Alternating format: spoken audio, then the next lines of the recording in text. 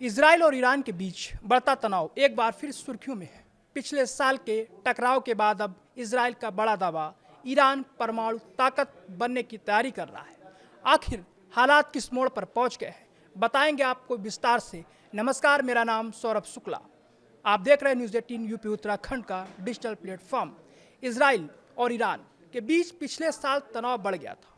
इसी के बाद एक बार फिर इजराइल दावा कर रहा है कि ईरान परमाणु ताकत बनने के लिए तैयार कर रहा है। इसी बीच हाल ही में सामने आया है कि इजराइल के प्रधानमंत्री नेतन्याहू अमेरिका के राष्ट्रपति डोनाल्ड ट्रंप से मुलाकात करने वाले हैं। इस मुलाकात के दौरान वो ट्रंप के सामने ईरान की बैलिस्टिक मिसाइल गतिविधियों को लेकर अपनी चिंताएं रखेंगे।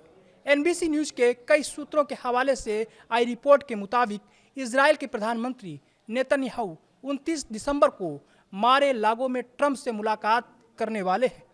इस मुलाकात के दौरान वो ईरान की बैलिस्टिक मिसाइल गतिविधियों को लेकर अपनी चिंता ट्रंप के सामने रखेंगे। ट्रंप से मुलाकात के दौरान नेतन्याहू से उम्मीद की जा रही है कि वो ट्रंप को जानकारी देंगे कि ईरान का तेजी से आगे बढ़ता बैलिस्टिक मिसाइल कार्यक्रम एक खतरा पैदा कर सकता है। एक ऐसा खतरा जिस पर अगर नियंत्रण नहीं किया गया तो इजराइल को ये फिर से सैन्य कार्रवाई पर विचार करने के लिए मजबूर कर सकता है।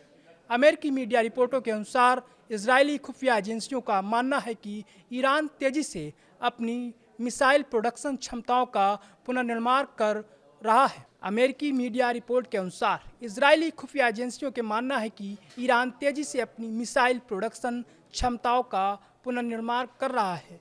साथ ही कहा गया है कि संभव है कि वो ईरान में पहले हुए हमलों में क्षतिग्रस्त हुए परमाणु ढांचे को भी बहाल करने की दिशा में काम कर रहा हो।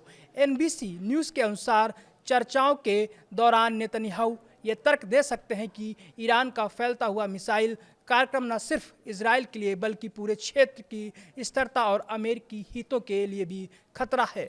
एनबीसी न्यूज़ की रिपोर्ट के अनुसार इजरायली खुफिया एजेंसी से परिचित लोगों का कहना है कि अगर ईरान को इसी तरह से छोड़ दिया गया और उस पर किसी तरह का एक्शन नहीं लिया गया तो वह बैलिस्टिक मिसाइलों का प्रोडक्शन बढ़ाकर हर माह करीब 3000 मिसाइलों तक कर सकता है।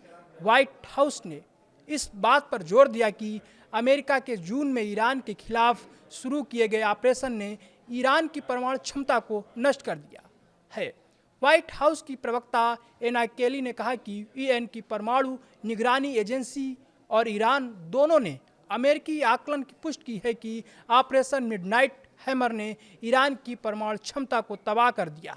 रिपोर्ट के मुताबिक उन्होंने यह भी जोड़ा कि राष्ट्रपति ट्रंप ने साफ कर दिया है कि ईरान को परमाणु हथियार बनाने के करीब पहुंचने से काफ़ी पहले ही उस पर कार्रवाई कर दी जाएगी और उसे रोका जाएगा।